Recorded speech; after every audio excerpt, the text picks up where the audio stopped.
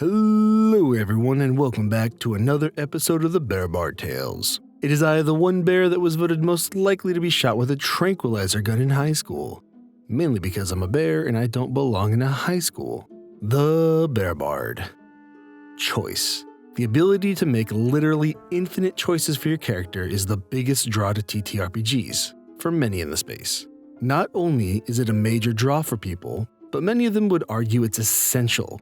It's what separates it from other mediums like video games. Sure, there's games like Mass Effect, World of Warcraft, and Elder Scrolls, but no matter how much control or choice they give you over your character, it just doesn't compare to any TTRPG. Want to tell that person over there that you love them? Sure. Want to use those deer antlers on the wall as an improvised weapon, then craft them into your armor? Why not?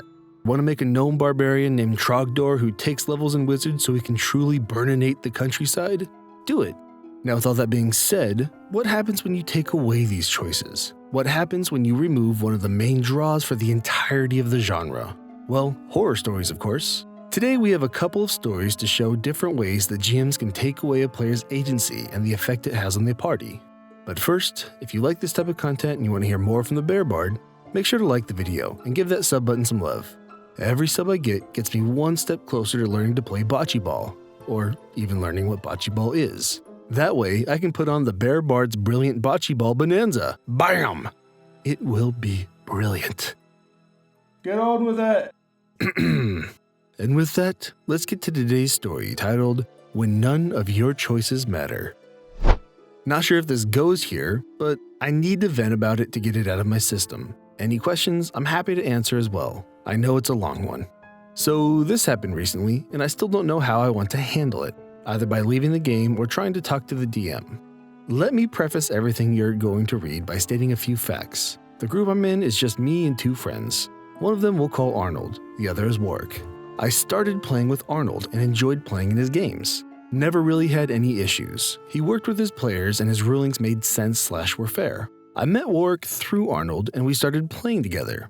I ran a game for a bit and Warwick decided he would like to run a game. Fine, sounds good. Both me and Arnold don't get to play together as players, so we figured this is a good way to get a break, while we get to work on our own campaigns. So Arnold starts prepping his homebrew campaign. It's super homebrew. Nothing really rules as written, which I knew was going to be a mistake. But hey, I figured, let him learn, and me and Arnold can give him some pointers. First session in, and he has decided to change the economy with no thought process. The only currency now is gold pieces. I point this out as a huge issue because now something like a potion of healing is 500 GP, and we're maybe getting 100 GP every once in a while. So one little aside with that last bit, it's okay to have a heavy homebrew game, as long as A, everyone involved is okay with it, and B, the GM can handle it.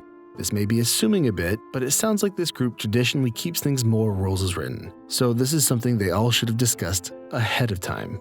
Also, in-game economy is a really tough thing to deal with, even leaving it alone. Unless you want to do a ton of work to overhaul the whole thing, it's usually best to just leave it. Okay, you might say, not a huge issue, but he started us at level 10. Not an issue for us since Arnold and I have experience on both sides of the table. We know we can handle, Warwick doesn't. So now, any fight we get into is incredibly swingy. We either shit stomp it, or it's clearly too powerful and Warwick has to Deus Ex Machina to keep us from dying. I have no issue with dying. In fact, without the threat of death, anything your character does is pointless in my opinion. But when I can tell you just fucked up and are constantly either buffing someone out of nowhere or saving us with some NPC or magic, it feels bad. But the biggest issue happened this past week. Both Arnold and I had discussed that it didn't feel like we had any real choices that we could make. They said the thing. See, the previous session, we had to break into this mansion to find a word of power to complete a spell that would weaken a minor BBEG so we could kill them. We get into the mansion after the NPC agreed to distract the guard patrols. See, before the NPC appeared for this quest, it was impossible to cross the bridge to get to the mansion. Didn't matter what time of day or what method you wanted to use to sneak across, you weren't allowed. Okay, so we're across now and at the entrance to the mansion. We see two things guarding the entrance to the mansion, so we're like, we'll try and find a different way in. After all, it would be pretty stupid to go in the front door in broad daylight and potentially start a fight with these two things. So we sneak around the side and find a window. I tell Warwick I'll pick the lock window with my thieves' tools. I roll well and get a 25 or something, and he looks annoyed. Warwick? Okay, you unlock the window and step inside, but there's a solid stone wall on the other side of the curtain. Every single window was walled off. Okay then, we know there's a chimney, so we climb on top of the roof and head to it. Warwick. The chimney is closed off with stone. Me. Why? That's stupid. He dives smoke inhalation. It makes no sense. Warwick. You're right. Okay, there's actually just a metal grate covering the top that has no lock. It's built into the chimney. Me. Okay, well, I just got heat metal, and this is a manufactured object, so I cast that on it and then use the crowbar to bend and pry the grate open, and would just slide down the inside, or I have a rope and we could tie it off. Work. No, go through the front door. Bad things will happen if you go down the chimney. He constantly tells us he likes when we come up with cool ideas, but doesn't reward that. The next session was more of the same, ending in our deaths because by the end of the session, I didn't care anymore, and Arnold was also fed up. Arnold talked to Warwick about these issues, but he refused to see our side of it. So now Arnold is running the game for the time being, and I have to decide if I want to keep playing. He's my friend, and if I decide to leave, it'll kill the game unless he wants to run one-on-one with Arnold. He just has an idea and thinks it's cool, and it has to happen that way. And I don't think I can really play that way anymore. Well, I'm sure y'all are tired of me saying it by now, but some people should just write books. At this point, the DM doesn't want to run a D&D campaign. They just want to tell a story and they're too lazy to write it down. I can say this as someone who wishes he had the patience of a writer and a typewriter to accommodate pause. I wish these people realized how much people hated playing this way and would stop. Now, I know this is a first-time DM, and we all sucked at first, and need to be given room to grow. But here's where the DM made his biggest mistake. He wouldn't listen to his party's feedback. At the end of every session, I ask my players to let me know if they have any questions, comments, or concerns. I am constantly seeking feedback so that I can hopefully constantly improve. You're never done learning, and you will always have room to get better. But where this guy truly lost in my eye is his way of keeping the party out of the house. I mean, every window and opening of the house was bricked up. Like, you were so damn set on them going through the doors, and the only excuse you can think of was that the rest of the house was just walled off. I guess until you get to the bars on the chimney, totally not a fire hazard with nests by the way, and you just say, bad things happen.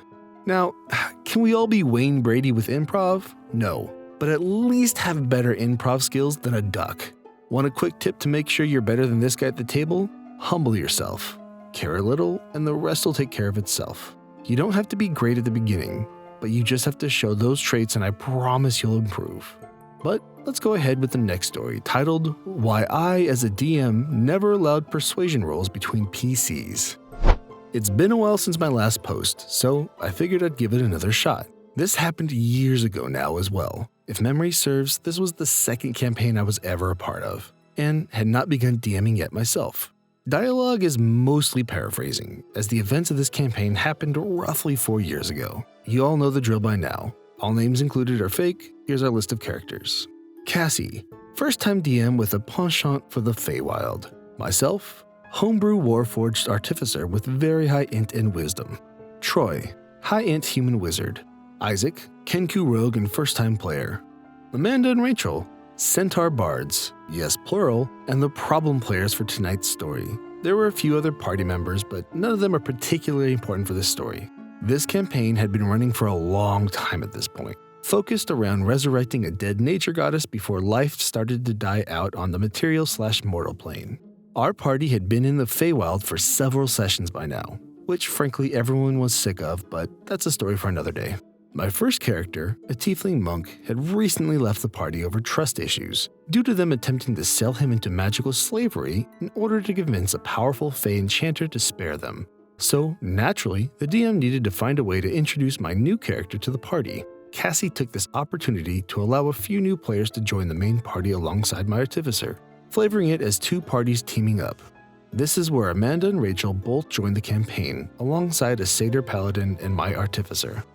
So if you're telling me you were already having to rejoin the campaign because they tried to sell your character into slavery, then that may be a bit of a red flag this isn't the greatest party. Now obviously there's details I'm missing here as it's not part of the story and doesn't include the problem players of the story, just an observation I couldn't help but include. In the session that ensued, Amanda and Rachel quickly made themselves center of attention. No problem, I thought, that's just what bards tended to do. However, this would soon morph into insisting that they were going to both lead the party, and that we're all going to do as they said. This is, frankly, a ridiculous request to make in D&D at all, let alone to an 8-person party. Amanda in particular grew increasingly heated and frustrated with the majority of players not being okay with this, arguing for 20 minutes and completely deadlocking any progress that was to be made in the campaign. This continued until we heard Rachel giggle to herself, as she interjected to narrate how her bard bursts into song about how stupid the party was, and how we needed to let the 2 actually smart ones take the lead. Obviously, most of the party was not particularly concerned at this point, until we heard Cassie speak. The conversation went something like this. Alright, Rachel, as you begin to sing to the party, make sure to make a persuasion check. Troy. Wait, what? Why would the... Amanda cutting off Troy. Oh, my bard will join Rachel's in song, so she gets advantage. Troy. Why would that sound any more sensible in song form? Is this song magical? If so, I include counterspell. Cassie also cutting Troy off. Alright then, Rachel. Go ahead and roll persuasion on the party with advantage. Anyone wanting to contest this, roll your own persuasions. This got me pretty frustrated to say the least. The reason I mentioned I was playing a homebrew artificer is because the class hadn't officially entered D&D 5e yet, and this homebrew variant was based on wisdom. My character had double proficiency bonuses in insight and 20 in wisdom. If anyone could sniff out bullshit, it was her. But by allowing Rachel and Amanda to roll persuasion on the party and forcing us to contest it with our own persuasion checks, most of us used charisma as a dump stat, Cassie had effectively given the bards the key to the campaign. Of course, nobody beat Rachel's roll due to her having insane bonus to persuasion and combined advantage. Just as an aside here, to illustrate how tough rolling against a bard's persuasion roll could be, I'm not sure what subclass these players were, but if they went with something like eloquence, by just level 3, they could have as high as plus 8 to 10 on their rolls, with it being impossible to roll under 10. Now, if they were higher level and had even more bonuses, especially if the party didn't have charisma-based casters, it's almost impossible to compete. Can you guess what happened next as the session continued after this? Did you guess that Rachel and Amanda continued to constantly abuse their newfound ability to control the party with simple persuasion rolls as if we were NPCs? If so, then you get bardic inspiration. After the 4th or so instance of this happening, wherein Amanda and Rachel began a duet after a combat encounter that we should give them all of our gold and loot as well as anything else we'd gotten during our adventures, since they could supposedly keep better track of it. I snapped and put my foot down. Fuck that! How can you possibly convince us to hand everything to your characters for the rest of the campaign? What possible talking points could your characters have to make this at all appealing? Cassie was upset by this, reminding me that I had to accept the results of the roll at her table, to which I promptly informed her that I no longer was going to be participating in this campaign, and left the Discord call. Not my proudest moment, but I was seeing red after putting so much effort into a character, just to have her turned into a glorified NPC by a series of absurd persuasion rolls. Isaac would also later tell me that Cassie ended the session pretty soon after that, and that Troy also left the campaign. Isaac decided to stay in the game, just out of some desire to see how much of a train wreck it would be. He would later tell me that the campaign fizzled out and died, as the DM had given the party a plot-important letter, but Rachel had decided she was going to be the one to hold on to it, and the party would never read it unless she says so. Naturally succeeding in persuasion checks with Amanda's assistance to make it so. With no way for the party to get the only important plot hook Cassie had planned to give the party, sessions apparently became hours-long slugs of trying to convince Amanda and Rachel to hand over the letter, or the rogue trying to steal it off the bards to no success. According to Isaac, the campaign fizzled out and died not long after. It is because of this awful experience that I've never allowed the party in any of my campaigns to roll persuasions on each other. Screw that. If my players want to convince each other, they better actually convince each other. I have said it before and I'll continue to as long as I encounter stories like this. High persuasion rolls are not mind control. When you roll for persuasion, all you are doing is seeing how compelling your argument is. You can roll a nat 20 and still fail in your argument. All you did was a great job at trying to convince them. If you ask a queen for her crown, is there any argument you can make as a complete stranger to get them to give it up? Simply put, no. Now, you can make one hell of an attempt, one that may even amuse her and warm herself to you and your party, but there's no way she'll just give away her kingdom. On top of that, there's no situation I can think of where you as a GM make your party roll persuasion checks against each other. They are their characters. They get to make their own decisions. Now, sometimes you'll get a player that asks for a persuasion roll from another player, or will roll their own wisdom checks. That player is saying, honestly, I'm on the fence about whether my character would buy into this or not, so I'll let the dice decide. If a player wants to go about it that way, great, that's their choice, but you can't force them into it. And now let's say, sure, you want to force persuasion checks between players. I think it's dumb, but I'm not at your table. To make them roll opposing charisma checks is just dumb. It makes no sense from any standpoint. They weren't trying to convince each other. One person was trying to convince the other. So you should have had the defending player roll with either a wisdom or intelligence check, depending on what the bard was saying. Was the bard trying to say, you don't need that silver sword, you already have the iron one, and that is totally better? Well, roll intelligence to see if they know better. If the bard says, here, let me hold on to that for you, I'll totally keep it safe. Cool, roll wisdom to see if they call BS. If you're gonna have them roll some BS rolls, then at least make it make sense. End of the day, you have two people here with main character syndrome that weren't able to do so by the GM. This is on the GM to shut down before it even gets going. Everyone in the group deserves to play the game and have their voice heard, not just the two bossy PCs. Again, I just want to reiterate how important choice is in this space. If your players don't feel like they are being given choices in the game, they won't be invested in that game. For now though, let's go ahead and move on to bear facts. The Alaska Peninsula brown bear, or Peninsula brown bear, is unique as it's a subspecies that really isn't. The collection of bears that can be found mainly among the South Alaska coast was originally considered its own unique subspecies until the 1970s. In reality, they are a collection of inland grizzlies and Kodiaks that settled along the coast, and due to a healthy diet of clams, sedgegrass, and salmon, they ended up just bigger than their inland cousins. I love the idea that some scientists name them as a unique subspecies, then when presented with new info, they're just like, yeah, well, sure, but we can still call them that. And so now we have a subspecies that isn't a subspecies. We also have this week's submission for Bear Bard's Cave of Art and Wonders. Reality is the energy that drives a story. It is the purest form of entertainment. Yes, that's right. This week we have Rohan Bearbard, created by Discord user Guryu the Zakandi. That is definitely the right way of saying that. I'm sure I didn't butcher it even a little. He actually specializes in JoJo art, so make sure to check him out. Maybe I can use Heaven's Gate on YouTube and have them push my vids more. Well, with that, I'm gonna go ahead and call it a day. I want to thank all of you for sticking with me till the end. If you like what you heard, make sure to give the channel a sub. If you want to help support the channel further, you can look into my Ko-Fi, where you can sign up for a membership or a one-time tip. If you want to check out the Bear Bard in other forms, you can check out my Discord, Reddit, Facebook, Twitter, TikTok, and now Instagram, where I'll be posting all the amazing art I receive for this channel.